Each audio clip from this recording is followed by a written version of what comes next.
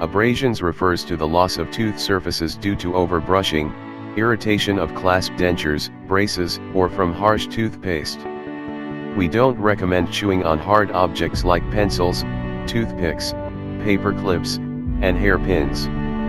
Carpenters who use their teeth to hold nails and garment workers who continuously use their teeth to hold pins may cause notches to the tooth enamel where the object was held.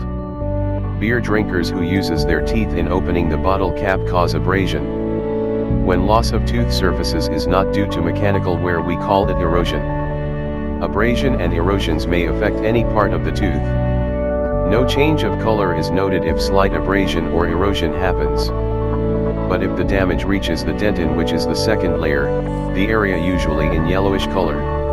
If the cause of abrasions and erosions continue, ultimately this would lead to tooth sensitivity and pain. The affected area may be smoothened. Local fluoride application or rinses may be recommended to temporarily relieve sensitivity. High fluoride toothpastes like Sensodyne and Colgate Pro Relief can be used. But if extensive damage occurs, fillings and crowns will be recommended. You really need to see your dentist for further evaluations.